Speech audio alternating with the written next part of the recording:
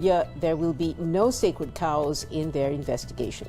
Malacanang says a state funeral has been set for former President Fidel Ramos. Find out how FDR's hometown in Pangasinan prepares to honor the late chief executive.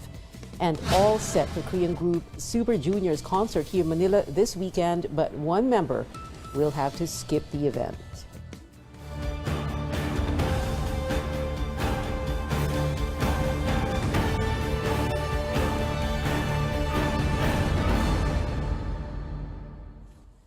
Justice Secretary Boying Remulla defends the decision of the president not to rejoin the International Criminal Court. Remulla insists the country's justice system is working. But will a local drug war review even dare to go as far or as high as former President Duterte? Anjo Alimario has tonight's top story. Kahit sino pa, wala naman tayo sinasanto eh. Kahit sino pa yan. Diba? Bakit nyo ba sasabihin na hindi namin kayang gawin itong bagay na ito? Eh, nasubukan nyo na ba yung aming will para maayos lahat yan? Justice Secretary Boying Remulla makes this commitment as he vows to continue the review of the bloody drug war of the past administration. This is also his response to former Senator Laila de Lima's tweet challenging the current government to hold former President Rodrigo Duterte accountable. No less than President Ferdinand Marcos Jr. declared that the Philippines has no intention of rejoining the ICC. Remulla insists it's within the country's rights that the local justice system is working. Ang Amerika hindi member na ICC. Ang China hindi member na ICC. Ang Russia hindi member na ICC. Marami naman hindi member na ICC eh. Are they pariahs? Are we saying that their systems don't work? Ano ba to? Is it a club that says, if you don't belong here, you are no good? ICC prosecutor Karim Khan is seeking to resume drug war investigation and described the DOJ's initial assessment as mere desk review. Of the 52 initial cases turned over to the Justice Department, 6 have been dismissed, while 7 are still for case buildup. Thousands were killed during the drug war. Remulla admits filing cases is easy, but successfully prosecuting them is another matter. Here lies the problem: lack of witnesses. For those who really want to come forward to be a witness in a criminal prosecution involving what you call extrajudicial killings, then please come forward. We will welcome these people who wish to put forward their testimonies. The work is ongoing right now. Will the DOJ still share information with the ICC? Remulla says the country will do it not to comply, but out of courtesy. Anjo Alimario, CNN Philippines. Human rights advocates say President Bongbong Marcos's refusal to rejoin the International Criminal Court promotes what they call a climate of impunity. The group Karapatan says this indicates Mr. Marcos's disregard for civil and political rights, the plight of drug war victims and their families, as well as their calls for accountability. Karapatan adds Marcos effectively denied them justice. The group vows to support efforts to hold accountable government officials who paved the way for what it says was, quote, the brazen mass murder during the Duterte administration. A personal doctor of the president is the new Food and Drug Administration chief. Dr. Samuel Zacate, lead physician of President Marcos, treated the chief executive when he got COVID-19 last month. Palace says Zacate is a public health advocate and a consultant for government offices. He has years of experience in medicine as a diplomate of the Philippine Society of Venerologists and a fellow of the International College of Surgeons. As you know, to be the FDA head, you have to at least be a doctor or a pharmacist. So yeah, he is qualified, plus he has several distinctions. So we're not sure if his being a personal physician actually factored into this, considering he ticks all the boxes, meaning lahat ng requirements bilang FDA he fulfills. President Marcos picks engineer Carlo Di Mayuga as acting MMDA chairman.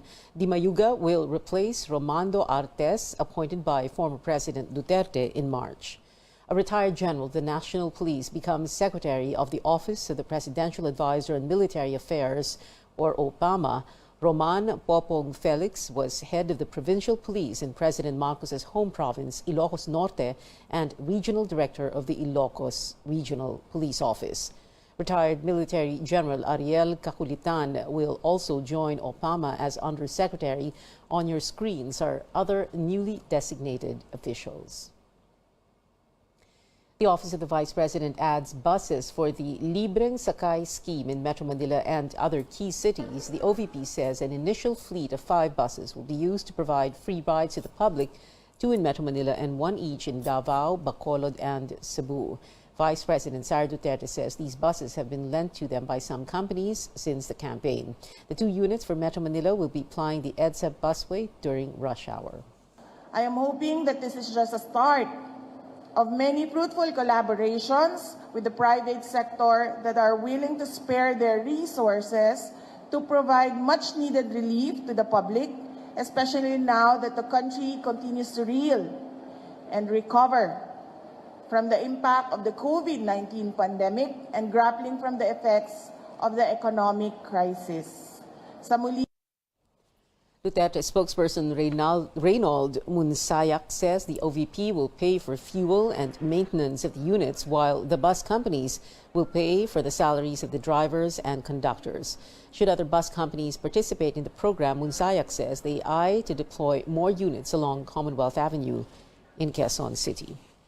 A recent survey shows almost half, or 48% of Filipino families felt poor in the last months of the Duterte administration. The social weather stations estimated the self-rate poor Filipino families at around 12.2 million from 10.9 million in April. Of this number, respondents from the Visayas rose the highest, followed by Metro Manila, Mindanao, and Balance, Luzon. Meanwhile, around 31% of respondents say they are borderline poor and 21% consider themselves not poor. The survey was conducted from June 26 to 29 among 1,500 respondents nationwide. The Health Department is open to a proposed Senate investigation into the country's COVID-19 vaccination program. Senator Risa Ontiveros wants a probe, citing reports and government pronouncements that from April to July, anywhere between 4 million to 27 million doses of unused and expired vaccines are bound to be thrown away. Ontiveros says these are worth around 5 to 13 billion pesos. She adds this may mean an oversupply of vaccines. But Health Officer in charge Maria Rosario Vergere denies this, while Vergere says they're ready to explain everything in a proper forum. She says vaccine wastage is common in national vaccine deployment programs. We'll always be open naman para sa mga ganitong pag-iimbestiga para makapagpaliwanag po tayo ng maayos and having that right platform or avenue kung saan pwede tayong makapagbigay ng datos at maipaliwanag. So we will be explaining all of these things through our data and analytics kapag dating po ng pag-iimbestiga na yan. Former presidential advisor for entrepreneurship Joey Concepcion earlier said over 5 billion pesos worth of COVID-19 vaccines bought by the private sector expired in July. Former Task Force Against COVID-19 advisor Ted Herbosa blamed the Health Department for, quote, failing to mobilize resources during this pandemic, unquote. News overseas now. United States House Speaker Nancy Pelosi is not backing down against Chinese threats, saying her visit to Taiwan shows America stands with the island nation. Pelosi is the first highest-ranking U.S. official to visit Taiwan in 25 years. Tristan Nodalo reports. China is carrying out joint military exercises around Taiwan in response to the controversial visit of U.S. House Speaker Nancy Pelosi, despite Beijing's strong objections. The joint military drills will be conducted at multiple locations in Taiwan, and China says that their military is also on high alert. There will be sea and air exercises and long-range and live fire drills along the Taiwan Strait in the next 4 days. Beijing says it will exhaust all means to defend its sovereignty and territorial integrity. China has also summoned the U.S. ambassador to lodge its protest over Pelosi's visit. China has only been compelled to act out of self-defense, and any countermeasure that China will take would be justified and necessary. But Pelosi says her visit only affirms U.S. commitment and support for Taiwan's vibrant democracy. They are also not veering away from the so-called One China policy. Russia and North Korea condemn the U.S. move, while the United Nations reiterates the UN resolution in 1971 recognizing only one China. Philippine officials are also closely monitoring the developments in Taiwan. Lahat ng mga factories doon, meron na pala silang ready shelters, merong ready evacuation centers. And then meron din tayo on our part, we also have our own shelters for our OFWs, and we already have a program for repatriation in case there is a necessity to do that. Government data show that some 200,000 Filipinos are working and living in Taiwan, and most of them are in the manufacturing industry sector. In Guangzhou, China, Tristan Nodalo, CNN Philippines. Taiwan is in talks with Japan and the Philippines to find alternative aviation routes ahead of the live-fire drills. Here at home, the government refuses to react to China-U.S. tensions, which could affect international relations. Straight ahead on Newsnight, a new law requires stronger efforts against online sexual abuse of children.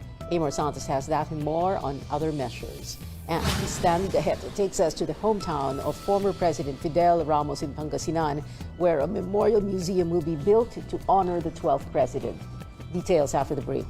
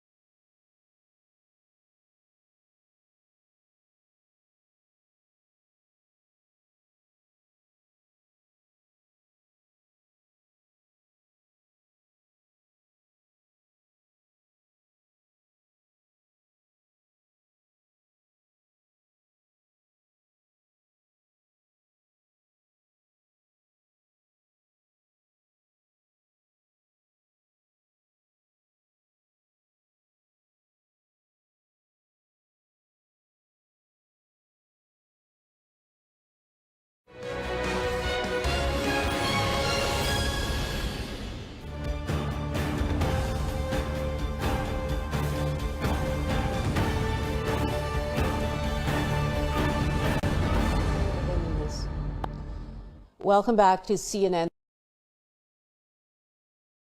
Philippines. Dozens of bills passed by the 18th Congress have lapsed into law under the Marcos administration. Amor Santos tells us about one of the measures providing stronger protection against online sexual abuse of children. These social media pages prey on children. According to UNICEF, 20% of minors aged 12 to 17 have been sexually abused online. The new Anti-Online Sexual Abuse or Exploitation of Children Act provides an institutionalized approach against these crimes. A national coordinating center shall prevent any form of child sexual abuse and protect, heal, and reintegrate victims.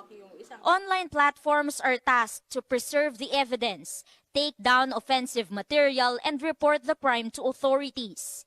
Even internet shops should block or filter sites containing sexually explicit activities involving children. Yung mga dating nakita na ng NBI at PNP na mga code words which raise red flags in their minds, dinidisguise nila sa mga mistulang inosente or innocuous terms. So kailangan subaybayan din po iyan. Senator Risa Ontiveros also expressed grave concern over cases where the minors themselves spread their photos or videos in exchange for money. She says the law is a step in the right direction, but much more needs to be done. Kaya pa lang niyang i-enable at kaya pa lang ng law enforcers, state of the technology na may access tayo, ma-reach yung mga Googleable na materyales, sites, groups. Hindi pa tagos ito sa tinatawag na dark web, end-to-end encryption, private messaging. The anti-OSAIC bill is among dozens of measures passed by the previous Congress that President Bongbong Marcos let lapse into law. Others include the doubling of social pension of indigent senior citizens from 500 to 1,000 pesos per month. Another law makes permanent the validity of birth, marriage, and death certificates. while another measure requires large enterprises to recover and process the plastic packaging wastes used on their products so they won't end up in landfills. The large companies are very prepared for this kasi this is a practice abroad. And when you say large companies, they are mostly multinational. So they have been doing this in other countries. So it's easy for them to do it here.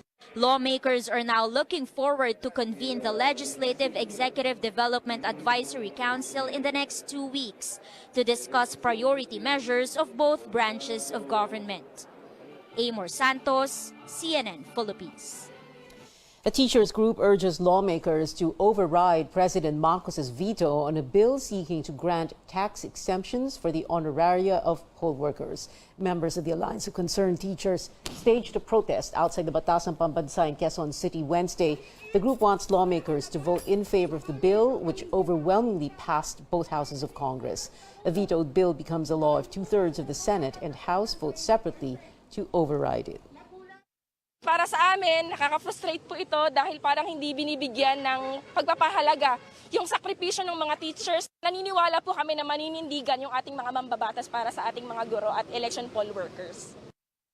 President Marcos says he decided not to sign the bill because it runs counter, he said, to the government's tax program. He is instead proposing financial aid for poll workers, but teachers groups are rejecting the idea.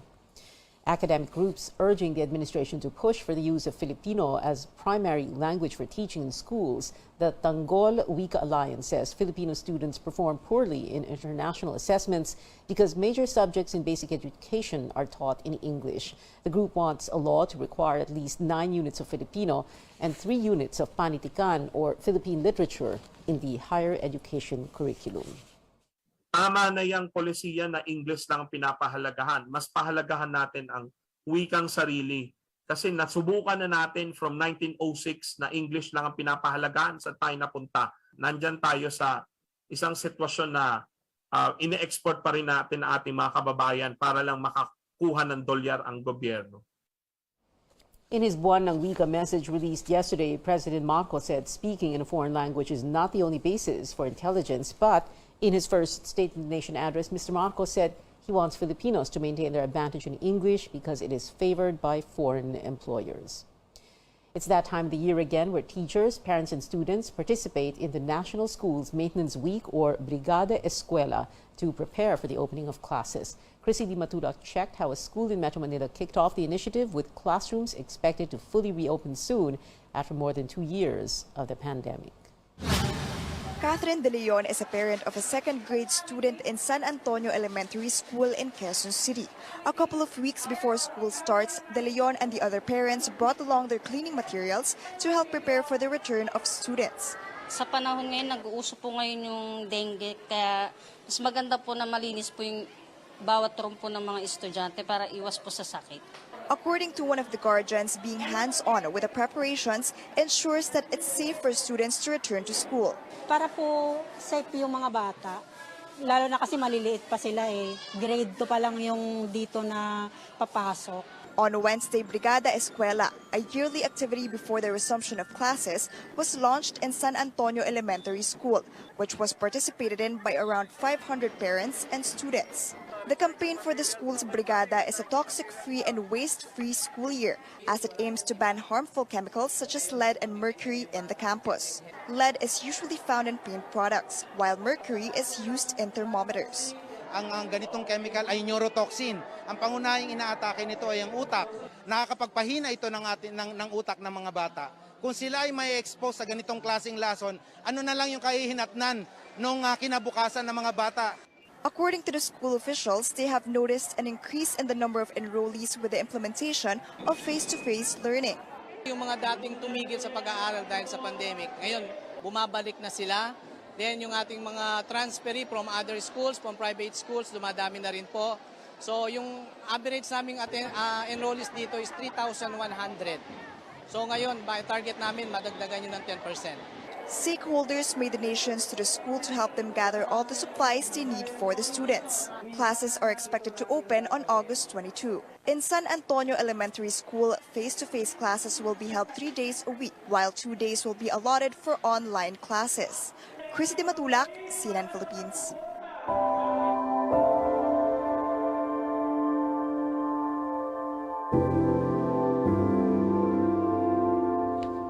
A state funeral for former President Fidel Ramos has been scheduled for August 9th. That confirmation coming from Press Secretary Trixie Cruz Angeles. Citing security reasons, Cruz Angeles says there is still no word on whether President Marcos will attend the wake. The last state funeral for a president was in 1997 for Diosdado Macapagal. Ramos's hometown in the province of Pangasinan planning to build a memorial museum in his honor. Stanley Gaheta takes us to the municipality of Asingan.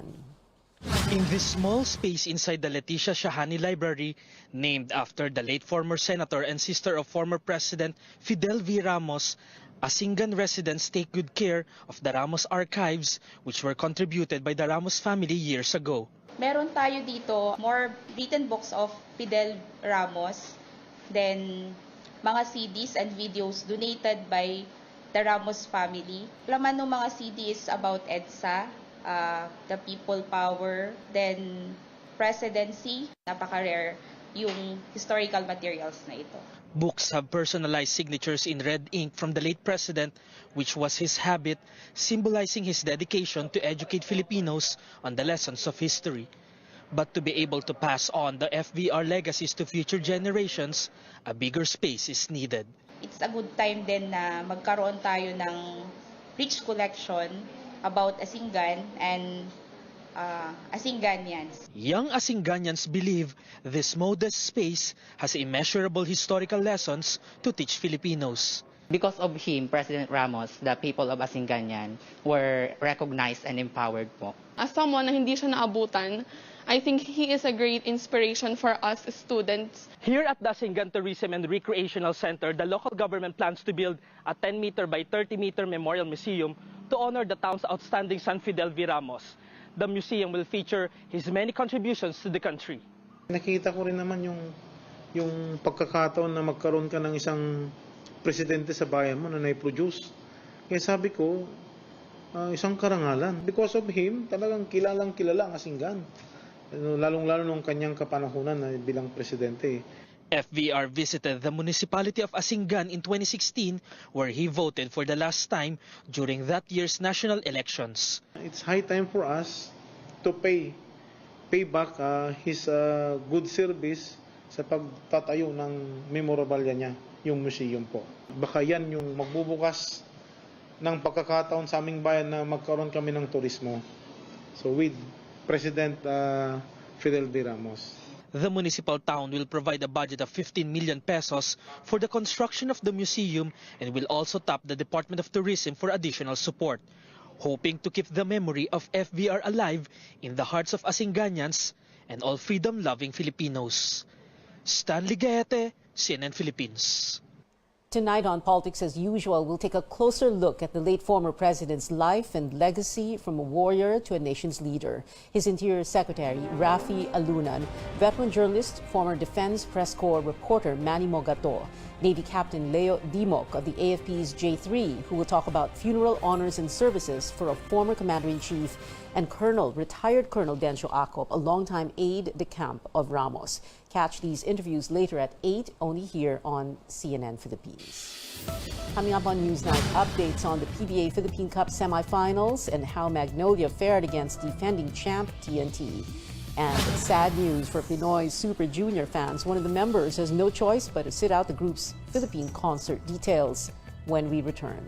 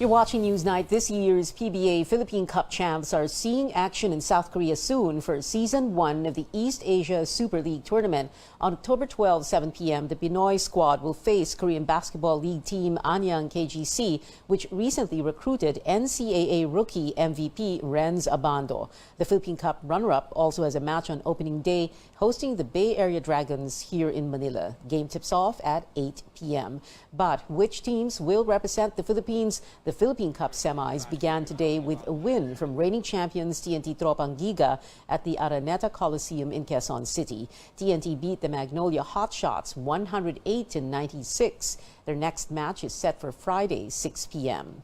Another semifinals match is underway. It is the Meralco Bolts versus the San Miguel Beermen, with San Miguel leading in the first quarter at 34-21. Now for BTS ARMYs, we're finding out more about the K-pop group's next collaboration. BTS vocalists Jin, V, Jimin, and Jungkook gave fans a look at the recording session for Bad Decisions, made with producer Benny Blanco and rapper Snoop Dogg. Benny also posted a trailer for the track, which quickly trended. This summer, they're back. Jin, V, Jungkook, Jimin, Snoop, Bad Decisions. The music video for Bad Decisions comes out on Friday, 12 p.m. Super Junior's Siwon will not make it to the boy group's concert in the country after catching COVID-19. The Korean actor and singer tested positive for the virus after their Super Show 9 tour stops in Thailand. But the rest of the 8 active members will perform at the Mall of Asia Arena in Pasay City this Saturday. In a viral video, the pop singer, famous for hits like Bon Appetit, seems to be saying, "Let them eat pizza." CNN's Jeannie Mose reports. Katy Perry has dressed as an ice cream cone cake and a hamburger paired with Taylor Swift as fries. Now she's added pizza throwing to her menu, flinging slices direct from the box. It happened at a Las Vegas nightclub where Katy made a surprise appearance. It looked like she was going to eat the pizza, but someone next to us had yelled, "Hey, we want pizza!" They got it, slice after slice. Amanda Kurth shot this video. Did any pizza land near you? Oh yeah, I don't think anyone caught a piece. I don't know how well she is at the pizza throwing, but there was quite a few on the ground. At one point, she was two-handing it. Perry pizza hysteria swept the internet. Katy Perry, throw a pizza at me. Someone with tickets to an upcoming concert threatened, if she doesn't throw pizza at us, I'm asking for a refund. There was a couple guys trying to catch it in their mouth. I wasn't going to do that. Katy herself reposted another version of the video saying, a mother feeding her children. Someone was reminded of the time President Trump started tossing out paper towels after a hurricane hit Puerto Rico. The nightclub probably needed some paper towels. After Katy was done, in her role as the new advertising face of a food delivery service, Perry has sung about pizza. But when it comes to heaving it, she may not be quite as good as the star of Breaking Bad. It's not easy to stick a pizza. But in a twist to the Dean Martin classic, when the moon hits your eye like a big pizza pie, when Katy Perry hits your eye with a big pizza pie, that's amore. Jeannie Mose, CNN, New York. And that is it for now. Join me again on News.ph at 7 p.m. and on Politics as usual at 8. I'm Pia Ontiveros for Newsnight, where we go above and beyond the headlines.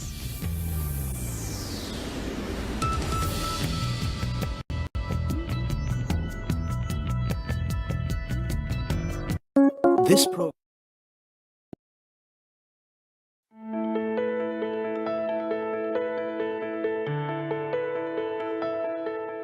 The path to recovery of people with disabilities and addiction can be daunting, especially when they face them alone. But thanks to rehabilitation services, we're helping them step by step go back to their healthier state. This month, we are celebrating the National Disability Prevention and Rehabilitation Week. And apart from physical therapy, we will discuss other methods for rehabilitation for both mental health as well as substance issues. I'm Dr. Freddy Gomez, and this is MedTalk Health Talk on CNN Philippines.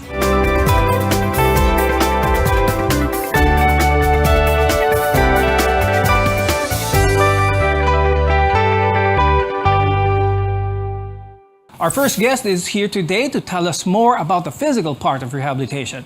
With us is Dr. Rodolfo Estrellado Jr. He's a rehabilitation medicine specialist from the Asian Hospital and Medical Center and the Philippine Academy of Rehabilitation Medicine. The World Health Organization defines rehabilitation as a way for the person to optimize their function, to regain back their function and their interaction with the environment. Let's talk about the main function of rehabilitation, whether it be maybe after an injury, after a sickness for that matter. What is the main goal why someone would go into physical rehabilitation? It's not just after a patient actually feels something, goes before that. It's also preventive in terms of treating these patients. But our main goal in essence is achieving maximum function, or in general, to improve their quality of life. For those who are familiar with stroke, someone who has survived a stroke, more often than not will have some residual effects. Mahina yung ibang parte ng katawan nila. Let's talk about that with someone who has suffered a stroke. How effective is it in bringing back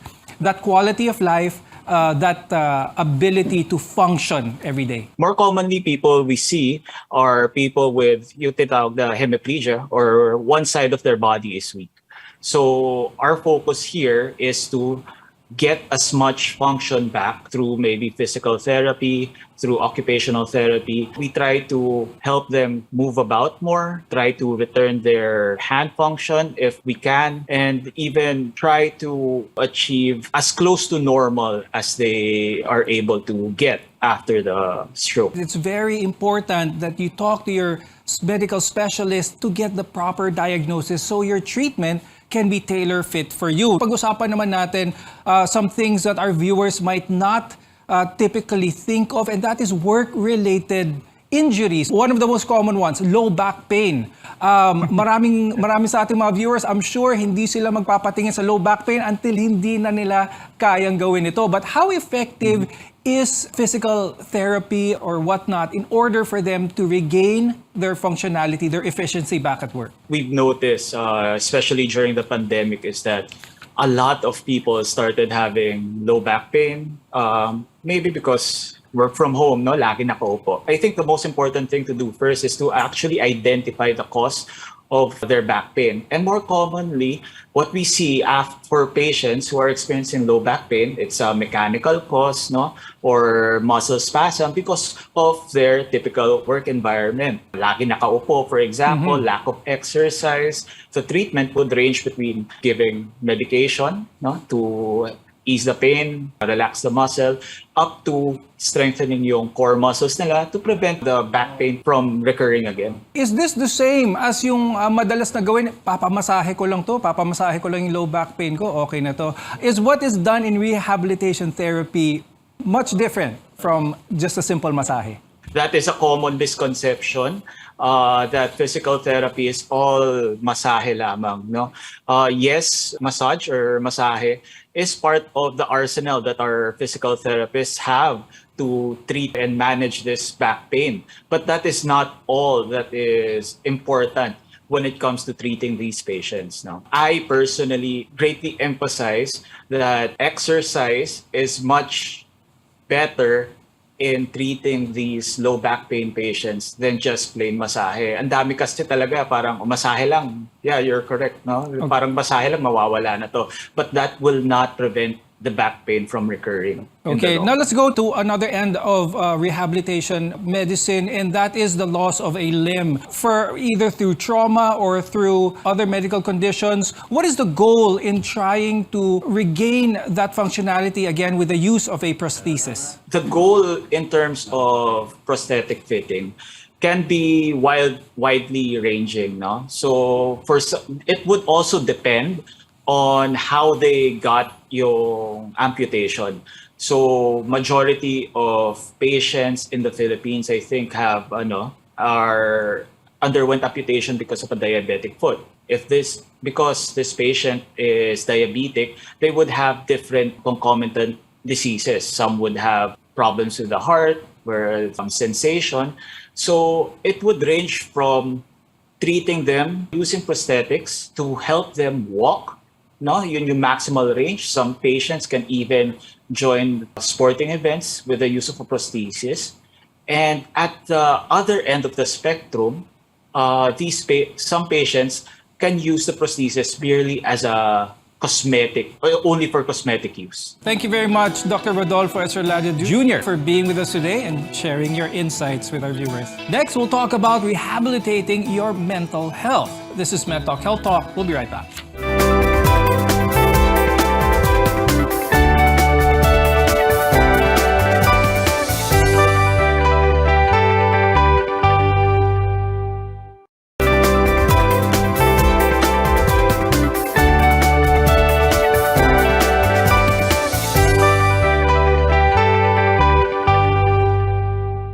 I'm Dr. Freddy Gomez, and welcome back to MedTalk Health Talk, where caring is our calling.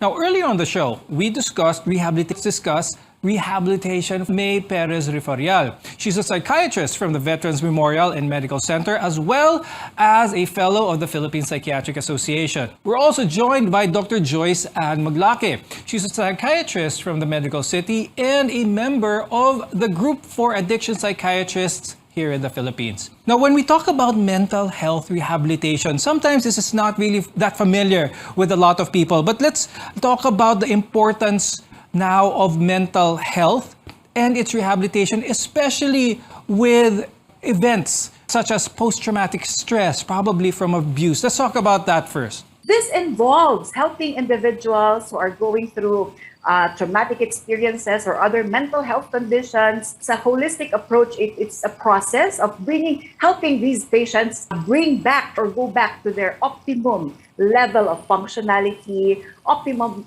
health, well-being, and being able to reintegrate back into the society. And unfortunately, there's a stigma that is really prevalent here in the Philippines. Hindi pa ganun ka-open or ganun ka bukas ang mga tao to talk to a specialist pag merong problema sila when it comes to the way they think, the feelings that they have. What are some of the obvious red flags na kailangan ng kumausap ang isang tao ng mental health specialist, ng psychiatrist? One of the red flags is persistence of symptoms like having depressed mood, lack of self-care, inability to function well in the community, in the roles nila, no? Be it in the office, in the workplace, in their roles as parents, for example, or in their roles in the academe. So there is a persistence of symptoms. Usually we give it a time frame of 2 weeks. Na bagsak ang mood, the inability to function, to do the things or tasks that they need to do. Number 2, there is that functional decline already, functional impairment, decline in performance in their tasks, in their roles, in their required ability or the fulfillment of their roles in the workplace, in their roles in the society or community. And lastly, when they began to entertain negative forms of coping, unhealthy forms of coping, like entertaining negative thoughts about themselves, engaging in negative behaviors or unhealthy coping habits. These are the 3 red flags that we need to watch out for. Joan, you mentioned earlier a holistic approach when it comes to treating someone with this. An example we gave earlier was post-traumatic stress. When it comes to the holistic approach, anong pinag-uusapan natin dito? Biologically, we look at it from the perspective of maybe those at risk for developing symptoms of PTSD can have some genetic component to it. But we are not saying that for those naman who would have a family history of PTSD would develop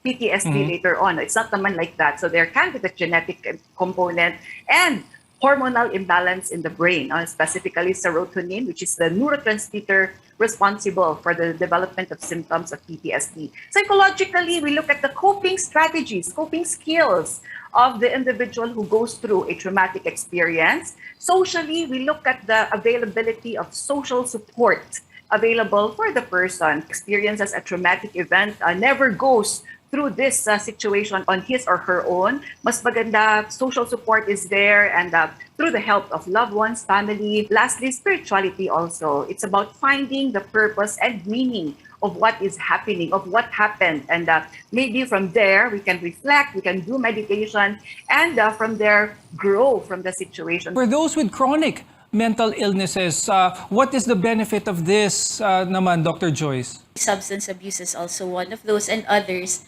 Rehabilitation offers a structure. The social aspect is very important because sometimes we can't control triggers. Usually when we put them in a safe environment, we ensure that there are no triggers there.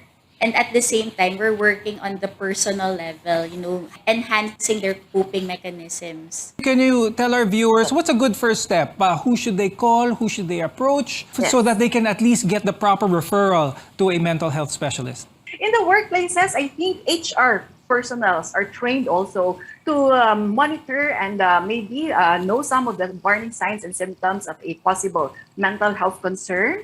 They can also go to or call hotlines. There are several helplines available, which are open 24 hours a day, 7 days a week, and they may call and ask help from psychologists and psychiatrists. What's important is that they remember that help is always available, and we collaborate. We always work as a team together with the family or with the loved ones or the company where the person is working at. When we return, we'll talk about rehabilitation for people struggling with substance issues. This is MedTalk Health Talk. We'll be right back.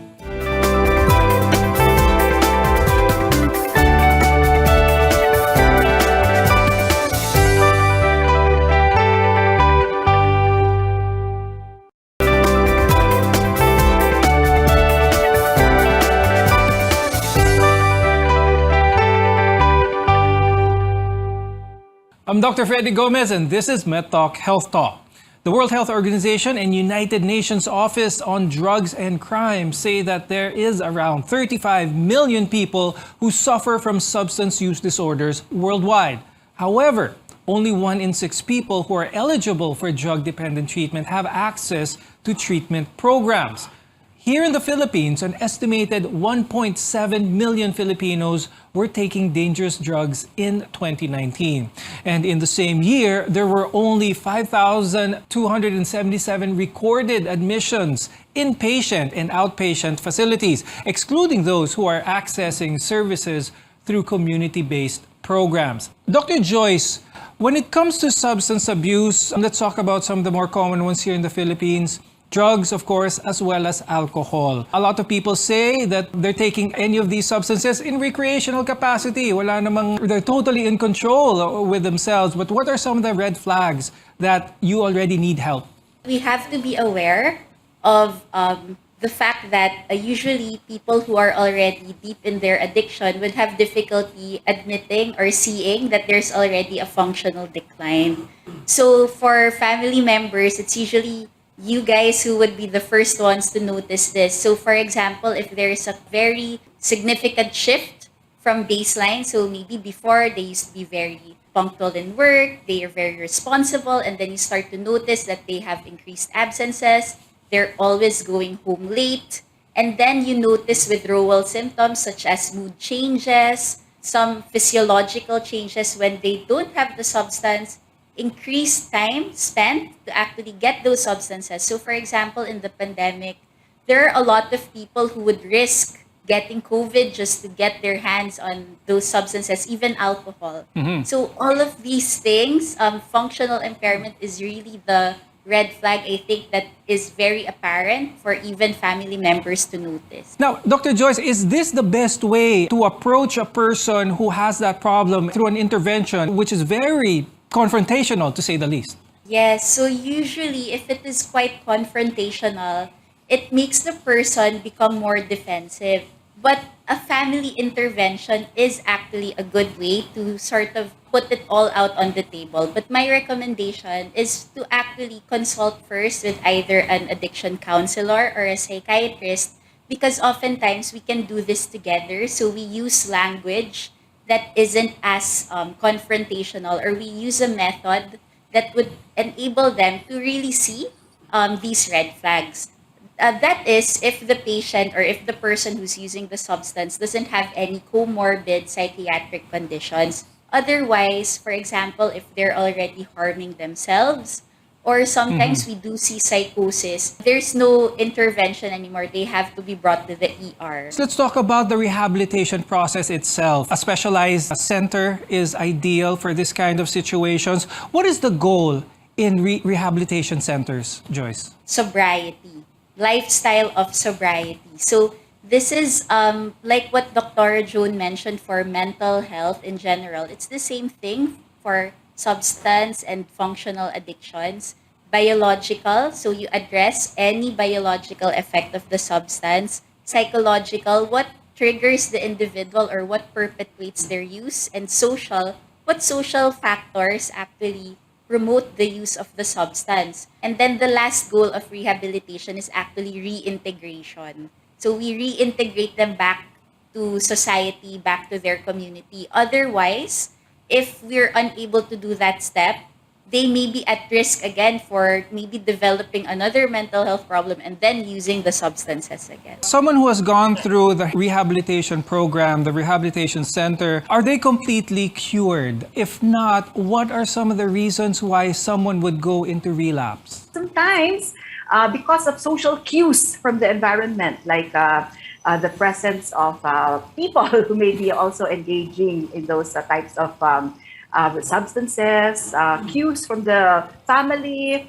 or there can be some enablers in the family as well. So these are some of the reasons for relapse. And very importantly, what's really important is to look into possible underlying mental health concerns which may co-occur with the substance use problem. Because we know that when we are not able to treat the underlying mental health concerns like depression, anxiety as the reason for a person to engage or to use substances. But there's a message like using substances or alcohol to numb our emotions because someone goes through depression. So we need to address those underlying mental health concerns which may lead someone to engage in substance use. Now, Dr. Joyce, could you share with our viewers that notion or that saying of one day at a time? How does this method work? Oftentimes, when we talk about our rehabilitation, it's really part of our knowledge there is to recognize that it is what we call a chronically relapsing disorder. So sometimes when we focus so much on thinking that, oh, I won't get tempted anymore, or oh, everything is okay, I'm already cured about it, the temptations would come because you're not as mindful or as aware or present of your environment.